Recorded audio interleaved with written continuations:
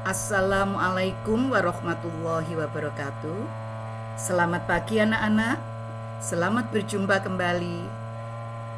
Dan semoga semuanya sehat-sehat. Pada pertemuan kali ini kita akan melanjutkan bab 4 kemarin. Masih ingat apa? Yaitu listrik statis. Sekarang apa coba itu listrik statis, masih ingat gak? Yaitu listrik yang tak mengalir. Oke, nah sekarang kita lanjutkan. Setelah kita memahami bagaimana timbulnya listrik, lalu penerapan listrik dalam kehidupan sehari-hari. Sebenarnya listrik yang kita gunakan dalam kehidupan sehari-hari itu berupa apa? Seringkali kalau kita mendengar istilah listrik, bayangan kita nyetrum, kemudian banyak kabel, ya. Nah, untuk kali ini memang kita akan membicarakan tentang listrik yang memerlukan kabel atau penghantar, yang berarti listrik itu ada aliran. Nah, karena ada aliran berarti ada gerak, maka listriknya dinamakan listrik dinamis. Oke, untuk selanjutnya akan kita bicarakan bab 5, yaitu tentang listrik dinamis.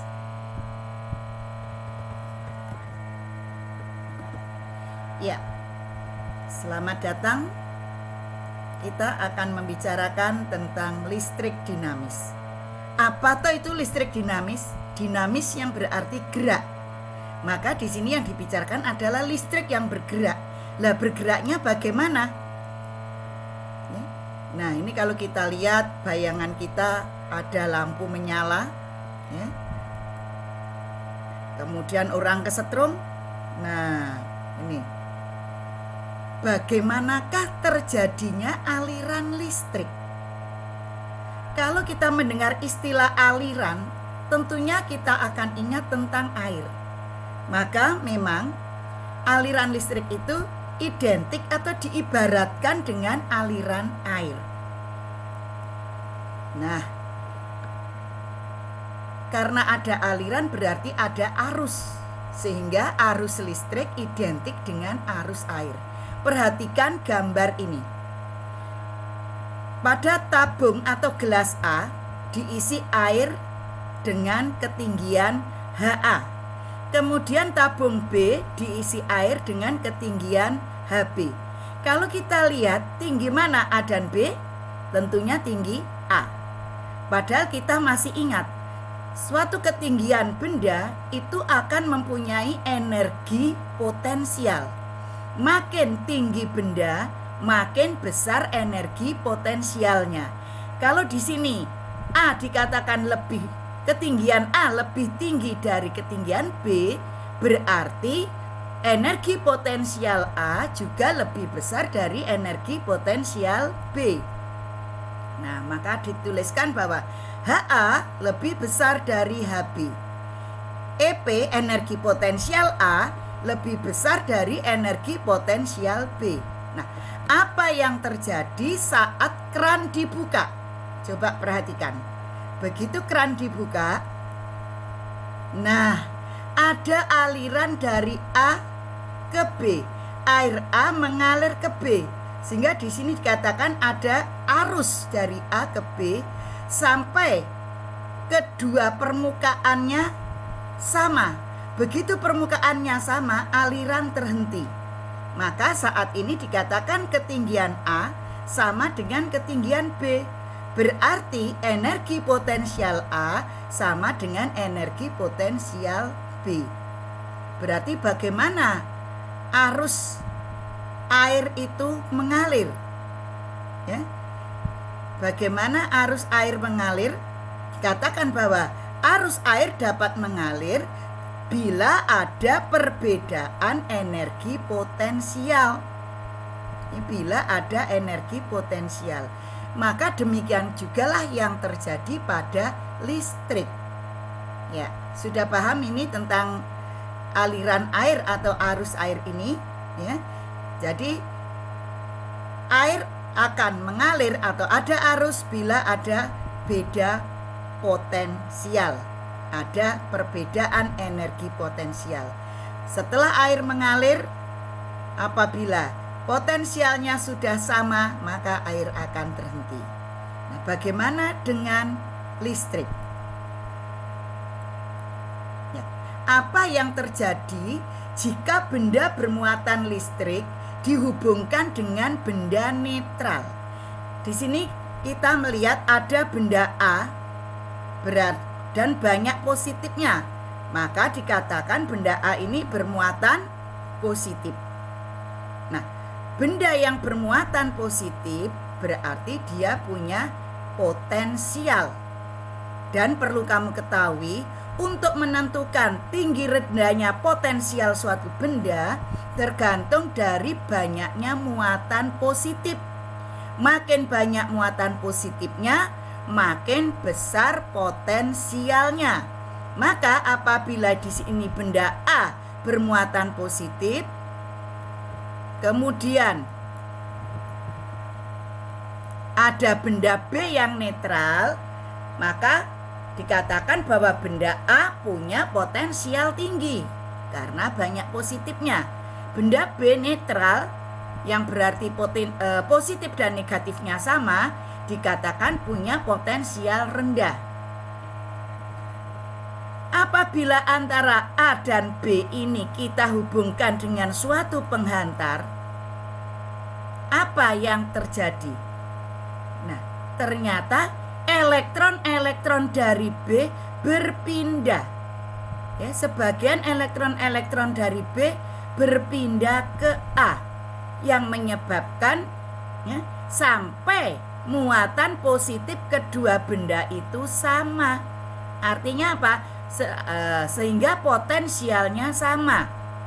Maka kalau kita lihat tadi, elektron itu mengalir dari B ke A, berarti elektron mengalir dari potensial rendah ke potensial tinggi. Maka dikatakan arus elektron dari B ke A, dari potensial rendah ke potensial tinggi. Lah, bagaimana dengan arus listrik?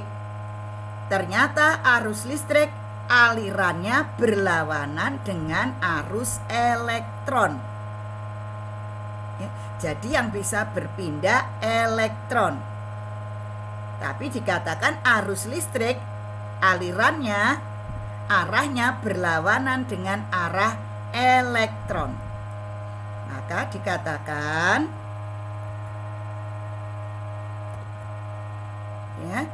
bahwa arus listrik dapat mengalir jika ada beda potensial. Tadi A potensial tinggi, B potensial rendah.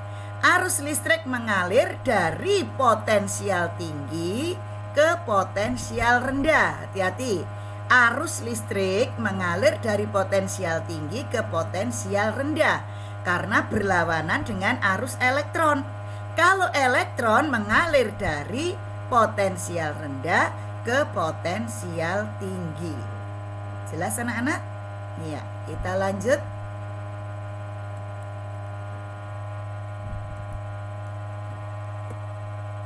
Nah, sekarang bagaimana arus listrik dapat mengalir pada suatu rangkaian? Lah, rangkaian itu bagaimana? Yang namanya rangkaian itu pasti ada sumber listriknya, yaitu dalam hal ini baterai, ya. Dan ada kabel atau penghantar, kemudian ada alat listrik atau lampu. Nah, lebih lengkap lagi diberi saklar. Gambaran seperti ini sudah dikatakan sebagai rangkaian listrik, rangkaian yang sangat sederhana. Nah, rangkaian yang sederhana ini pun masih perlu disederhanakan lagi, ya, karena banyak anak yang kesulitan menggambarkan baterai seperti ini, menggambarkan alat-alat listrik, ada kesulitan, maka gambarkan lebih sederhana lagi, yaitu dalam bentuk skema, dalam bentuk lambang-lambang. Ya, seperti baterai sebagai sumber listrik. sebagai sumber tegangan, maka punya lambang seperti ini. Nah, yaitu garis tegak jajar 2 seperti ini. Ini yang namanya lambang dari baterai. Kalau kamu menjumpai gambar seperti ini adalah skema dari baterai. Lambang baterai. Garisnya harus beda, panjang dan pendek. Yang panjang menunjukkan kutub positif. Kutub positif baterai digambarkan dengan garis panjang, kutub negatif digambarkan dengan garis tegak pendek. Ya, ini gambar baterai, lambang dari baterai.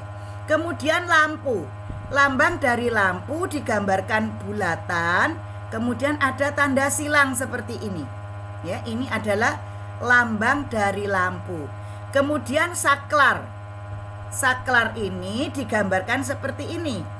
Ya, digambarkan seperti ini.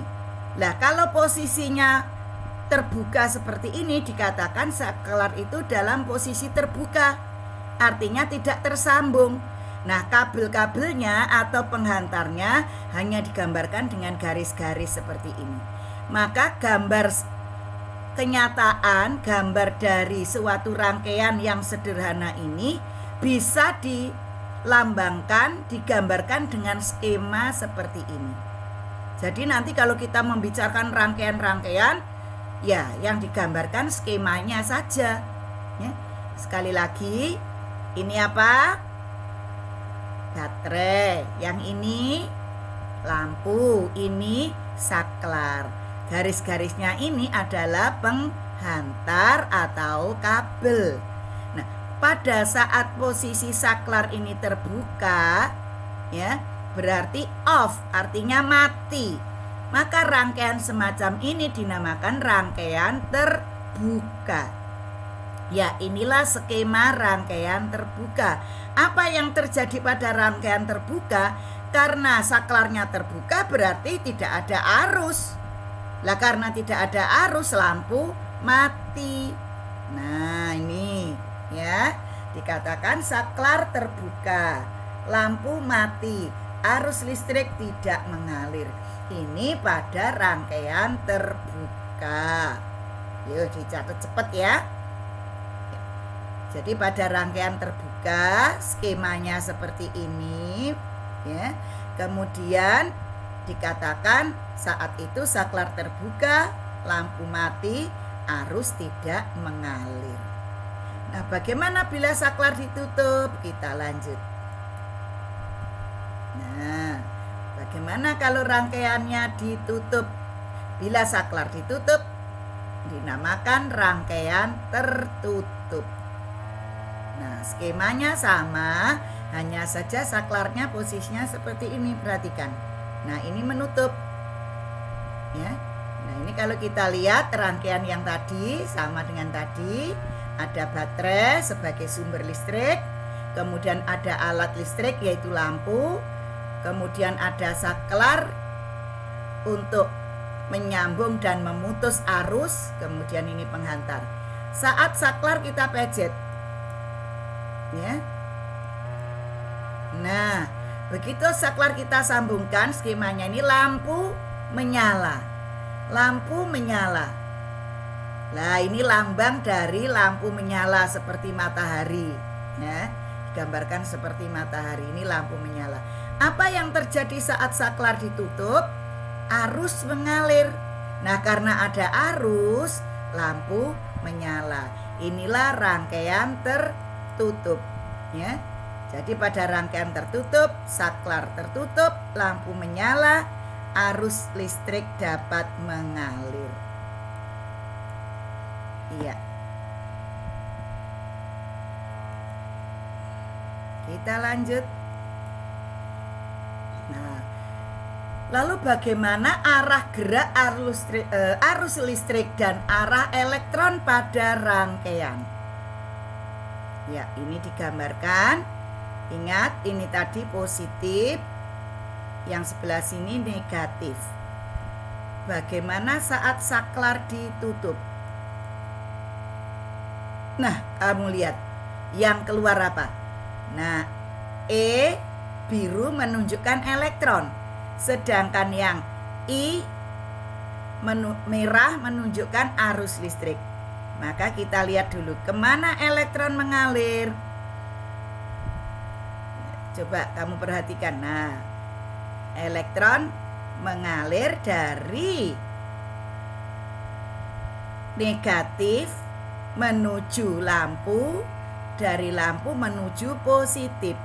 Sebaliknya arus listrik, perhatikan arus listrik yang merah I dari positif melalui penghantar menuju lampu terus ke negatif.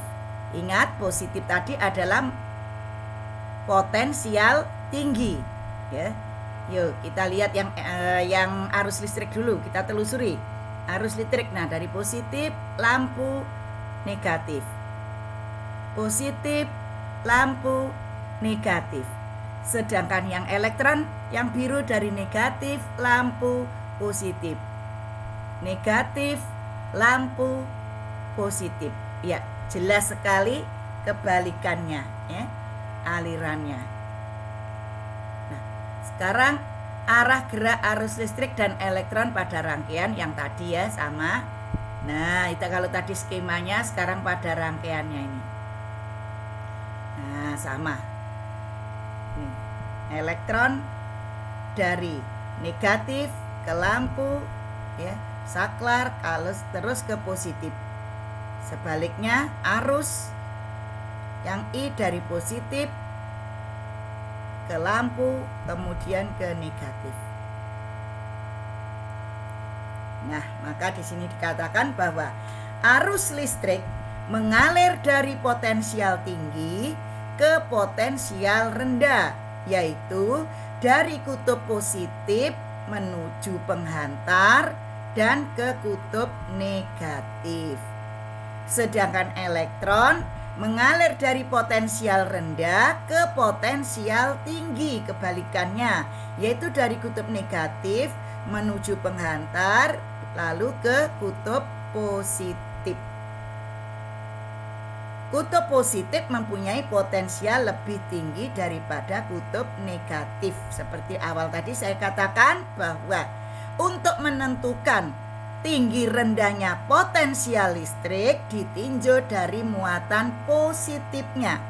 Makin banyak muatan positif, makin tinggi potensialnya.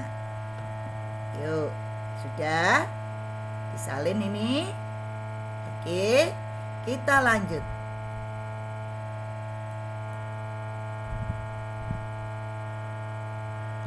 Menentukan syarat arus listrik dapat mengalir pada suatu rangkaian. Pada rangkaian terbuka. Nah, ini tadi, ini kenyataannya kalau tadi pakai pejetan, saklarnya ini pakai seperti ini. Nah, kalau ini gambar rangkaian terbuka, posisi saklar terbuka, skemanya seperti ini. Yang tadi sudah kita bicarakan, ya. Nah, ini saklar ditutup, ya, lampu menyala. Nah, saklar ditutup, lampu menyala. Terjadilah aliran elektron dan aliran arus listrik. Iya.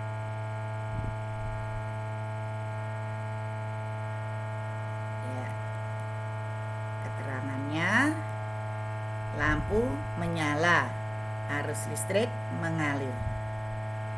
Oke, sudah paham? Kita lanjut, ya. Arus listrik dapat mengalir jika rangkaian tertutup. Ya, kalau kita bicara tentang kuat arus, yaitu aliran-aliran elektron tadi, ya. Pada saat elektron itu mengalir, butuh waktu apa tidak? Coba kita lihat. Nah, begitu ini kita sambungkan, ya. Saya ulang lagi. Ya, perhatikan. Ada jam. Nah, jamnya bergerak. Berarti di sini saat elektron-elektron itu mengalir, saat arus ini mengalir, dia butuh waktu. Nah, banyaknya muatan yang mengalir dalam setiap sekonnya inilah yang sering diistilahkan dengan kuat arus listrik. Nah, kuat arus listrik adalah banyaknya muatan listrik yang mengalir pada penghantar dalam setiap detik, dalam setiap sekon. Maka dirumuskan bahwa kuat arus yaitu I ya, adalah sama dengan banyaknya muatan, masih ingat ya, muatan Q yang mengalir ya dalam setiap per detik waktu. Maka dirumuskan bahwa I sama dengan Q per T, di mana I-nya adalah kuat arus listrik ya. Karena rumusnya Q per T, Q-nya itu coulomb per T-nya sekon, maka satuannya coulomb per sekon. Nah, ini coulomb per sekon. Nah, coulomb per sekon lebih dikenal dengan nama ampere. Justru ampere inilah satuan kuat arus listrik dalam SI. Sedangkan Q adalah muatan listrik, satuannya coulomb. T waktu, satuannya sekon. Ya, coba kamu catat dulu ya, atau kamu lihat dari buku paketmu ya. Ada di sana rumus-rumusnya, halaman 204 ya, halaman 204. Oke, sudah. Itu sudah ada keterangannya ya, bisa kamu salin dari buku paket rumusnya. Kita lanjut. Nah, contoh. Kalau ada sebuah soal ya, di mana sebuah akumulator pada kutub-kutubnya dihubungkan pada terminal lampu, terjadi muatan listrik yang berpindah sebesar 300 coulomb. Dan lampu dinyalakan selama 2 menit. Berapakah besar kuat arus listrik yang telah melewati lampu tersebut? Penyelesaiannya, apa yang diketahui? Muatan listrik, maka ditulis Q. Tolong anak-anak, kalau ada soal seperti ini, kalau sudah masuk diketahui, tidak ada kata apalagi kalimat. Semuanya sudah harus pakai lambang ya. Di sini yang punya nilai apa? Yang punya nilai 300 coulomb itu muatan. Lah, muatan itu lambangnya apa? Q. Maka ditulisnya Q. Jangan ditulis muatan listrik dan sebagainya. Tidak boleh ya. Yang betul adalah lambangnya Q sama dengan 300 coulomb. Boleh disingkat dengan C. Kemudian dinyalakan selama, menunjukkan apa? Selama menunjukkan waktu, maka ditulis T, yaitu 2 menit. Nah, karena tadi satuannya itu pakai sekon atau detik, maka menit diubah ke detik atau sekon. 2 menit berarti 120 sekon. Kemudian apalagi? Nah, diketahuinya sudah ya, nggak ada. Sekarang di berapakah besar kuat arus, berarti ditanya. Yang ditanya apa? Kuat arus. Jangan ditulis kuat arusnya, ditulis lambangnya. Apa tadi lambangnya kuat arus? I. Nah, maka ditulis ditanya I sama dengan titik-titik, satuannya apa? Ampere. Nah, ini tata cara penyelesaian yang paling betul. Baru kita jawab. Nah, dalam menjawab hati-hati, nulis rumus. Nulis rumus harus lengkap. Yang ditanya apa? I. Maka nulisnya ya I sama dengan Q per T. Jangan dijawab, jawab sama dengan Q per T. Salah. Jawab itu kolom, bukan besaran. Yang punya besaran itu, yang sebagai besaran adalah kuat arus. Maka nulisnya harus lengkap seperti ini. Kemarin itu anak-anak banyak yang nulis waktu listrik statis itu banyak yang tidak pakai besaran ini, langsung rumus tulisan ini. Salah ya, saya salahkan. Yang betul ini, I sama dengan Q per T, lengkap rumusnya. Nah, maka Q-nya 300 coulomb per 120 sekon. Ketemu 2,5 ampere. Nah, selanjutnya kita lihat contoh nomor 2 ya. Sepotong kawat penghantar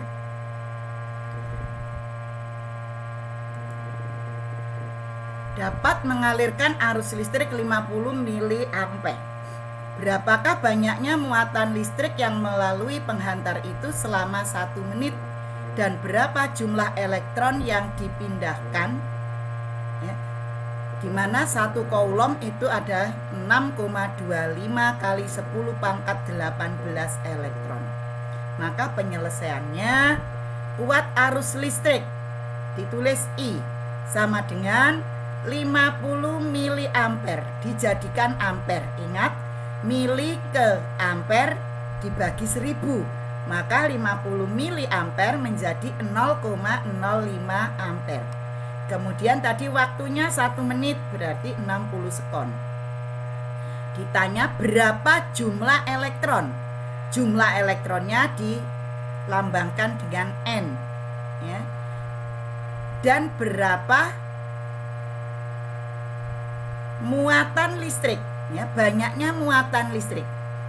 Berapa banyaknya muatan? Ditanya Q, jumlah elektronnya N. Jawabnya Q sama dengan I kali T. Karena tadi I sama dengan Q per T, maka Q-nya sama dengan I kali T. I-nya 0,05 ampere, kemudian T-nya 60 sekon, ketemu 3 coulomb. Nah, kalau 1 coulombnya 6,25 kali 10 pangkat 18, maka ya N-nya 3 kali 6,25 kali 10 pangkat 18. Ketemunya 18,75 kali 10 pangkat 18.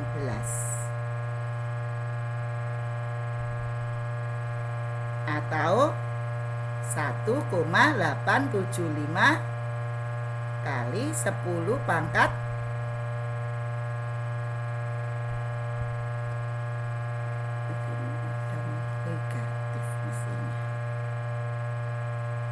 Oke, kita lanjut.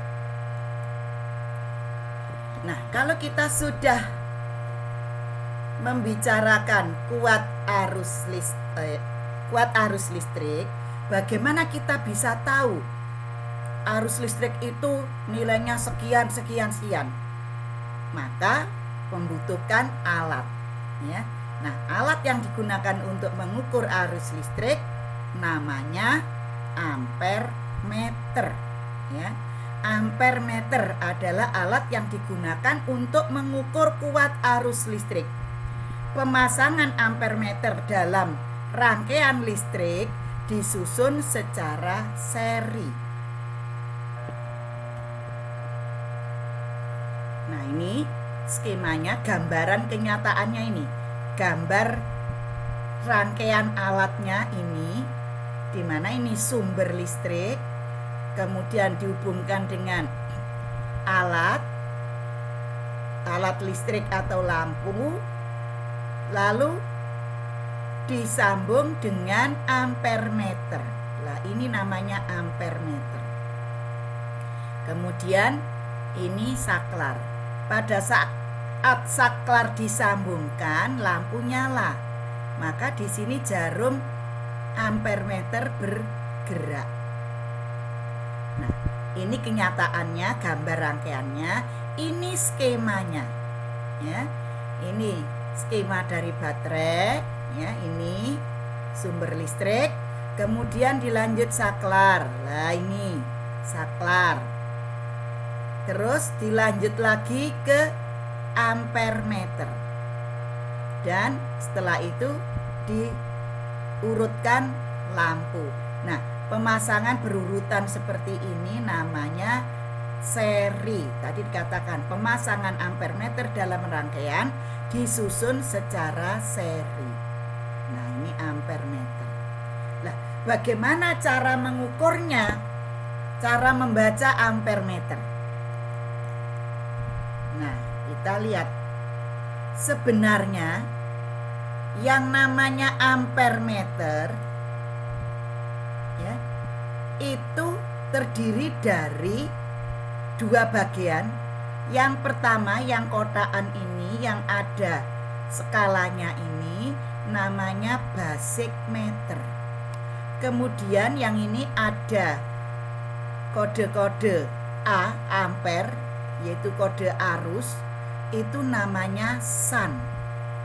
Jadi sebuah ampere meter terdiri dari basic meter dan sun ya.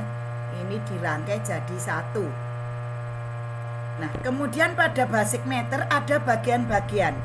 Ini yang namanya skala ya. Kemudian ini jarum penunjuk. Ada skala, ada jarum penunjuk. Kemudian skalanya itu dibedakan ada dua ya. Ada skala atas, ada skala bawah. Nah, skala yang paling besar ini namanya skala maksimum. Skala maksimum. Kemudian yang ditunjuk oleh jarum ini namanya skala yang ditunjuk ya. Kalau skala maksimum saya sering menyingkatnya SM. Skala yang ditunjuk saya sering menyingkatnya SD. Kemudian yang ditunjuk sun ini, nah ini yang ditunjuk oleh kabel kuning ini sebagai batas ukur. Jadi batas ukurnya dari ini 0 ya. Kemudian sampai yang ditunjuk yang kita gunakan berapa. Kalau ditancapkan di sini kabelnya ya berarti 10. Kalau ditancapkan di sini ya berarti batas ukurnya 5. Kalau ditancapkan di sini berarti batas ukurnya 1. Tergantung kabelnya itu ditancapkan di lubang yang mana. Ya. Nah, bagaimana cara membacanya? Ini tidak bisa kita langsung kita baca, oh sekian ini nilainya, kurang dari 40 atau kurang dari 20. Tidak, tapi ada aturannya, ada caranya. Di mana dikatakan nilai yang terukur, ya, nilai yang terukur itu sama dengan skala yang ditunjuk jarum dibagi skala maksimum kali batas ukur. Atau karena ini kuat arus, bisa dinyatakan nilai yang diukur itu I sama dengan S D, skala yang ditunjuk, dibagi SM kali BU ya, batas ukurnya. Oke, ini nilai yang terukur. Nah, kalau kita lihat berarti kita tinjau yang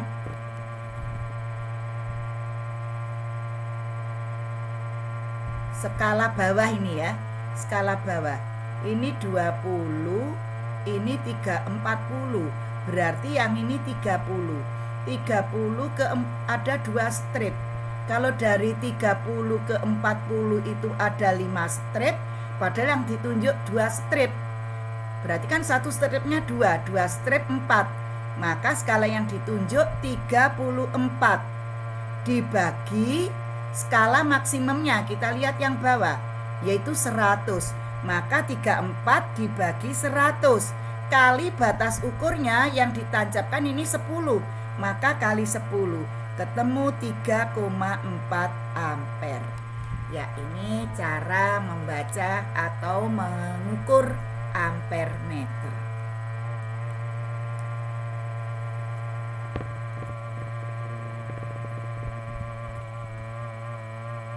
Nah, kita tinjau beda potensial atau tegangan Ini sama dengan pengertian potensial listrik pada listrik statis, di mana beda potensial atau tegangan adalah energi yang diperlukan untuk memindahkan muatan listrik tiap satuan muatan.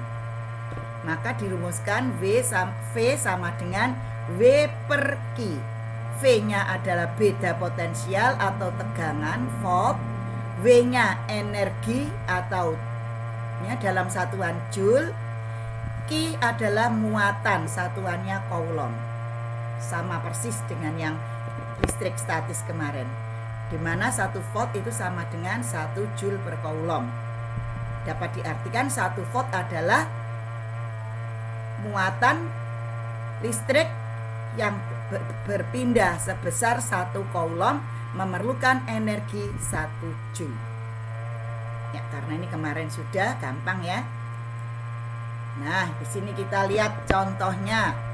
Sebuah baterai memiliki beda potensial 1,5 volt.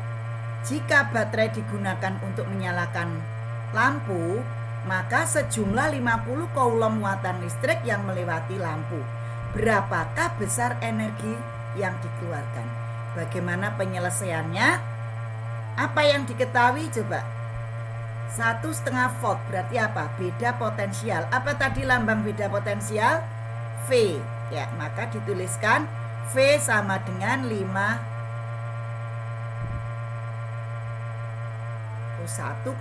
mestinya ini ya anak-anak. 1,5. Kemudian Q-nya 50 coulomb.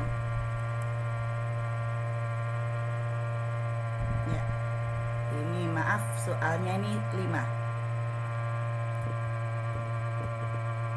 Bukan 1,5 volt tapi 5 volt ya. 5 volt. Maka V-nya 5 volt, Q-nya 50 coulomb. Berapa V-nya? V sama dengan V kali Q. 5 kali 50, 150 joule. Oke, kita lanjut.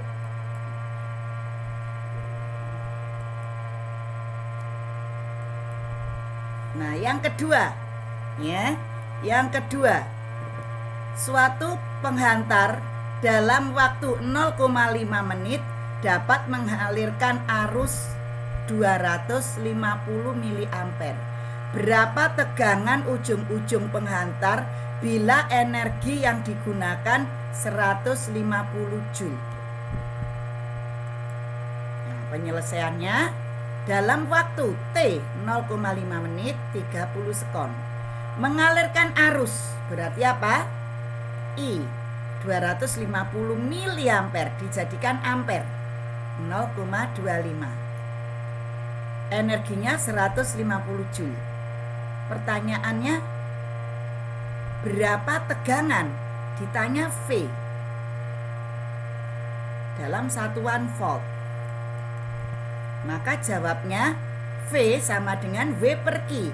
W-nya ada, Q-nya tidak ada. Lah bagaimana ini? Maka Q kita cari lebih dulu. Dari mana Q kita cari? Dari rumus kuat arus, di mana Q sama dengan I kali T. I-nya sudah ada 0,25 ampere, T-nya 30 sekon, maka ketemu 7,5 coulomb. Maka bisa langsung dimasukkan ke rumus V sama dengan W per Q. W-nya 150 joule dibagi 7,5 coulomb, ketemu 20 volt. Iya, ini tegangan. Nah, selanjutnya bagaimana untuk mengukur beda potensial? Alat yang digunakan untuk mengukur beda potensial namanya voltmeter. Ya, di sini disesuaikan dengan satuannya. Kalau kuat arus tadi satuannya ampere. Alat yang digunakan untuk mengukurnya namanya ampermeter. Sedangkan di sini satuan beda potensial atau satuan tegangan adalah volt. Maka alatnya namanya voltmeter. Ya, maka dikatakan bahwa voltmeter adalah alat yang digunakan untuk mengukur beda potensial listrik atau tegangan. Pemasangan voltmeter dalam rangkaian listrik disusun secara paralel. Ya, disusun secara paralel. Nah, ini alatnya ya. Rangkaian aslinya ada baterai, kemudian ada lampu, baterai langsung saklar terus ke lampu. Lah, dari lampu ini dicabang. Ini ada percabangan. Dicabang ke tegangan, ke voltmeter. Ini voltmeter.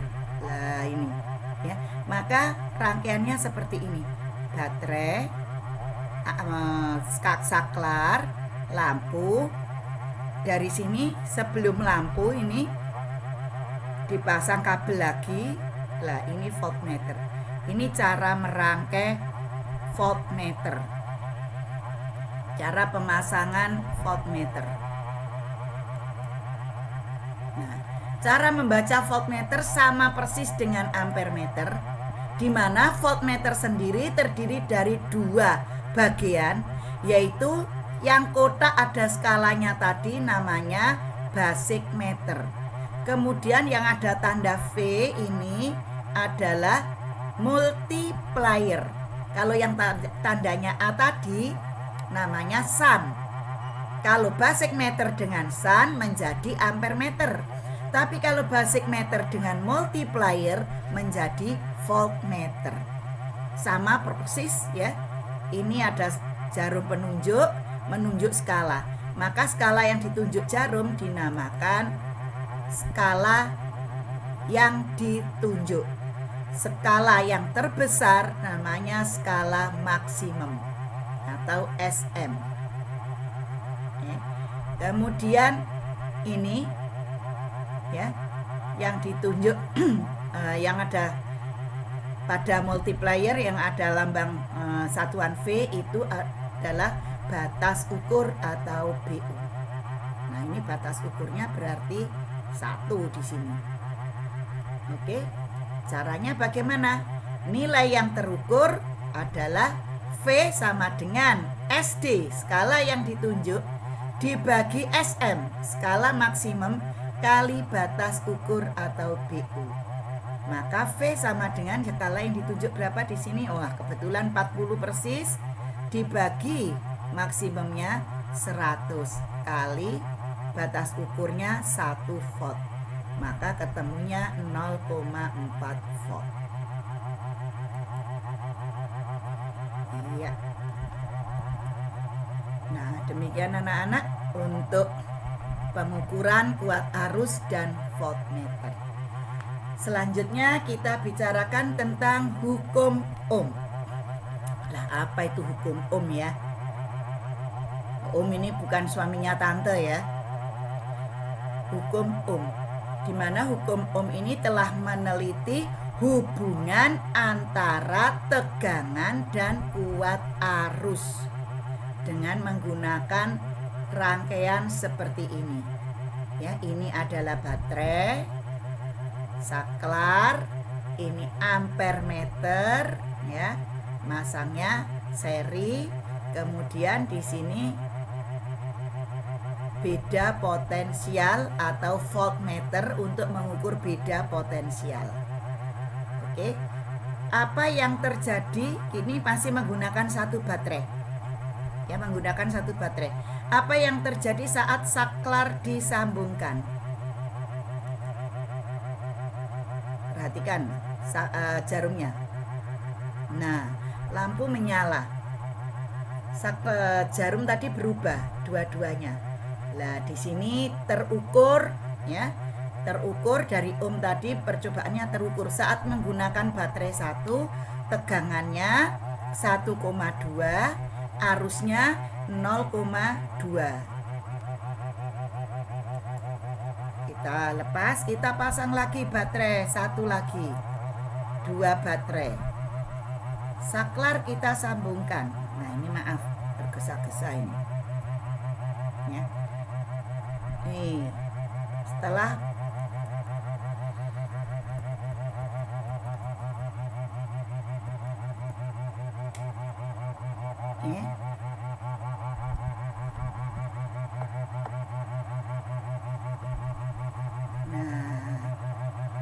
Lah, lampu menyala.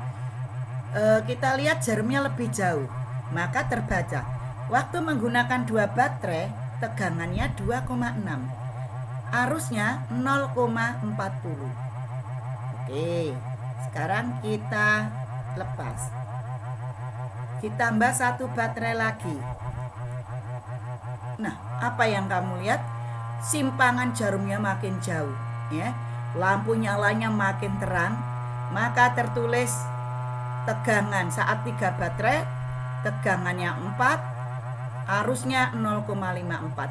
Maka kalau kita lihat di sini, saat tegangannya makin besar, arusnya juga makin besar. Berarti hubungan semacam ini dikatakan sebanding, ya, seimbang. Makin besar tegangan, makin besar kuat arus. Maka dikatakan dari tabel dapat diketahui jika beda potensial diperbesar, maka kuat arus listriknya juga makin besar, ya. Maka dapat dikatakan hubungannya bahwa beda potensial sebanding dengan kuat arus. Nah, yang dituliskan seperti ini. V sebanding dengan I. Ya, terjadi kesebandingan. Yang berarti belum sebanding itu belum tentu sama loh ya, hanya sebanding. Ya, makin besar tegangan, makin besar kuat arus. Maka kalau percobaan tadi digambarkan dengan grafik, di mana grafik hubungan beda potensial V terhadap kuat arus I. Nah, grafiknya seperti ini. Ini saat V1, V2, V3, ini I1, I2, I3. Maka apabila dari V1 dengan I1 ketemu, V2 dengan I2 ketemu, dari tabel tadi nih anak-anak mestinya, V3 dengan I3 ketemu. Maka dari titik-titik ini kalau kita tarik garis, nampak garis lurus. Garis inilah yang berpengaruh terhadap tegangan dan kuat arus. Nah, garis ini yang mempengaruhi, di mana garis ini adalah faktor yang terdapat di dalam di dalam penghantar yang oleh disebut sebagai hambatan. Ya, maka dikatakan bahwa kalau V sebanding dengan I bisa dibuat suatu persamaan, tapi ada faktor lain tadi yang mempengaruhi, yaitu ini dinamakan hambatan atau R, sehingga dirumuskan bahwa V sama dengan I kali R, di mana V-nya adalah beda potensial atau volt, I sama dengan kuat arus listrik atau ampere, R sama dengan hambatan yang satuannya ohm. Ohm bisa ditulis OHM, bisa juga dilambangkan dengan lambang omega seperti ini, ohm. Kalau V sama dengan I kali R, maka R-nya sama dengan V per I. Ya, ini grafik hubungan antara tegangan atau beda potensial V dengan kuat arus listrik. Grafiknya lurus, diagonal positif, lurus seperti ini. Oke, kita lanjut. Nah, bagaimana hubungan hambatan R terhadap kuat arus listrik? Nah, maka digambarkan seperti ini. Ya. Saat R-nya 10, I-nya 1. Saat R-nya 20, I-nya setengah. Saat R-nya 30, I 0,3. Saat R-nya 40, I-nya 0,25. Apa yang kamu lihat? Saat hambatannya makin besar, arusnya justru makin kecil. Berarti antara hambatan dan kuat arus hubungannya berbanding terbalik, kebalikannya. R makin besar, arus makin kecil. Maka kalau kita lihat di sini, saat R-nya 10, I-nya 1 di sini. Saat R-nya 20, I-nya setengah. Saat R-nya 30, I-nya 0,3 di sini. Saat R-nya 40, I-nya 0,25. Nah, dari titik-titik ini kalau ditarik garis, maka bentuknya lengkung atau kurva. Nah, bentuk kurva ini adalah bentuk hubungan antara hambatan R dengan kuat arus I. Oke, sekarang coba kita lanjut. Nah, ini ada soal ya. Contoh soal. Suatu penghantar ujung-ujungnya memiliki tegangan 200 volt. Bila dalam 1/4 menit mengalir muatan-muatan listrik sebesar 150 coulomb, berapakah hambatan pada penghantar tersebut? Diketahui V sama dengan 200 volt. Ya, penyelesaiannya. Memiliki tegangan V 200 volt. Bila dalam 1/4 menit berarti T 1/4 menit 15 kon. Muatan listrik Q 150 coulomb. Berapakah hambatannya? Ditanya R. Maka jawabannya I sama dengan Q per T. Q-nya 150, T-nya 15, ketemu 10 ampere. R-nya V per I. V-nya 200, I-nya 10, ketemu 20 ohm. Jelas? Kita lanjut. Nomor 2. Nah, ini ada soal model grafik. Perhatikan grafik hubungan V dengan kuat arus I ya, di samping ini. Jika tegangan menunjukkan 24 volt, berapakah besarnya kuat arus? Maka di sini tegangannya ada berapa macam? 2, yaitu kita beri nama yang 18 ini V1, yang 24 V2. Demikian juga kuat arusnya ada 2. Yang 9 ini kita namakan I1, yang tidak ada namanya I2. Sehingga penyelesaiannya diketahui V1 18 volt, V2 24 volt.